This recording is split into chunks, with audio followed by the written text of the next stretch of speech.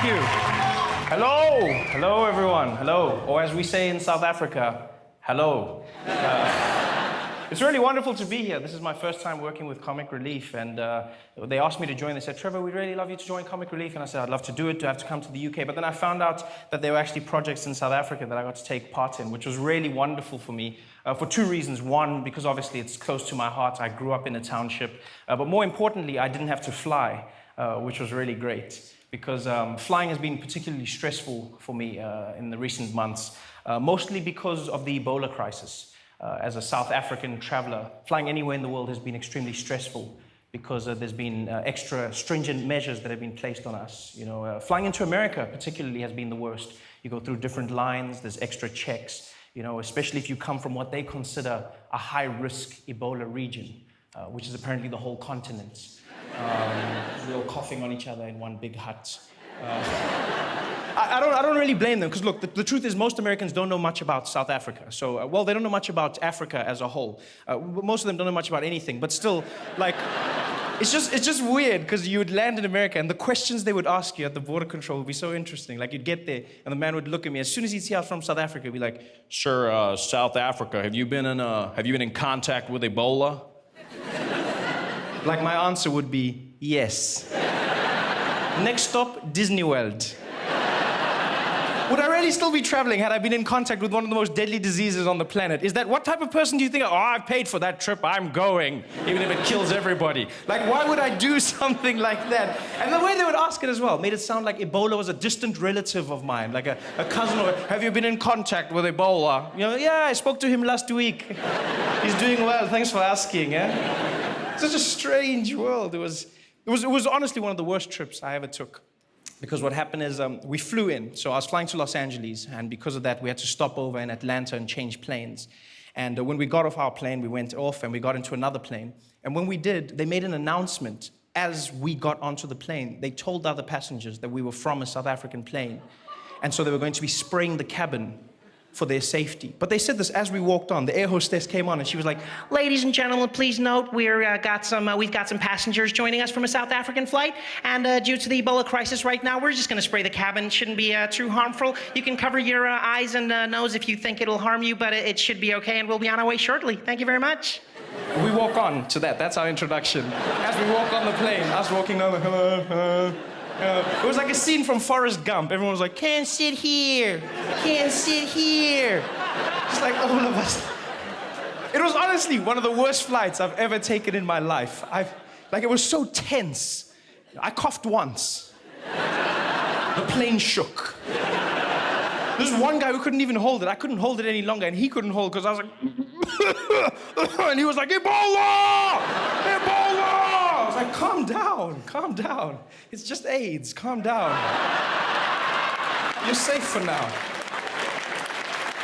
Just the stress. Everybody. We landed, finally, in Los Angeles, but still we weren't allowed to disembark. The air hostess came back on to make another announcement. She said, "Ladies and gentlemen, please stay in your seats before we can disembark the plane. We're just going to have a quick safety procedure, checking out health and safety officials coming on board to make sure everything is up to standard, and we should be on our way shortly. Thank you very much." And so we had to sit there while a health and safety official came on board the plane. And his job was, using a list of African passengers, he was going to go around and then scan each passenger and make sure they were healthy. And what he had a laser thermometer, and he'd go to each African, point it at our heads, and then basically the way it worked on the thermometer is if you're very hot, then you've got Ebola. I think that's how it works.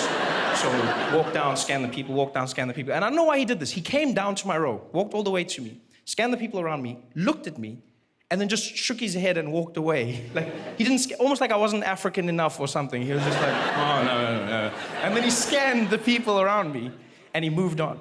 So because of this, a few rows later, he was short one name on the list, which was mine.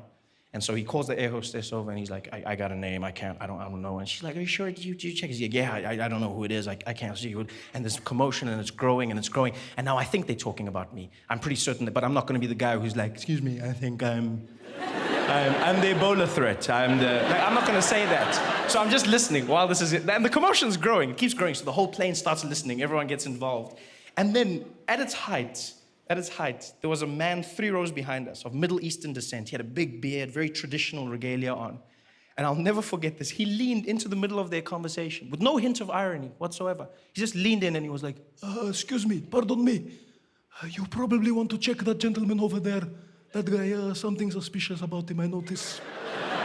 You want to check him there. Yeah, that guy was coughing. I was like, really? Et tu, Ahmed?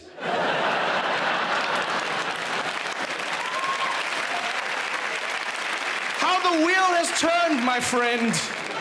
You forget there was a time when Muslims were the black people of the skies. And yet now you have turned on me. I thought he would be on my side. I thought he would relate. I thought he would be like, don't worry, I know how it feels, I got you. Instead he was like, enjoy being under the bus. It was a stressful time. But coming into the UK has been a bit nicer, you know. I guess people are a bit more informed. Not that it's easy, don't get me wrong. Flying into the UK is a lot of stress. You have one of the most stressful border controls I've ever come into in my life. They ask you so many questions, question upon question upon question. I've got the right paperwork, I've got the visa, comic relief. The guy looks at me, he's like, so you're a comedian? So yeah, he's like, you don't look funny. I just woke up and what does that even mean? And he kept on asking me the questions, and at one point I stopped and I said, look man, I've given you the paperwork, I've told you why I'm here, why don't you believe me? And he said, well look, the truth is, we can't just believe everybody that comes into the UK. We can't just believe that you're gonna do what you say you're here to do. That doesn't make sense. You might do something totally different. And I was like, yeah, fair enough, that makes sense. I just wish as Africans we'd thought of that when the British arrived. Could have served us well. Yeah. Hey, buddy! What is that flag for? Oh, we're just going to wave it in your country. Come on in. You guys have been fantastic. Thanks so much for having me. Have a great night.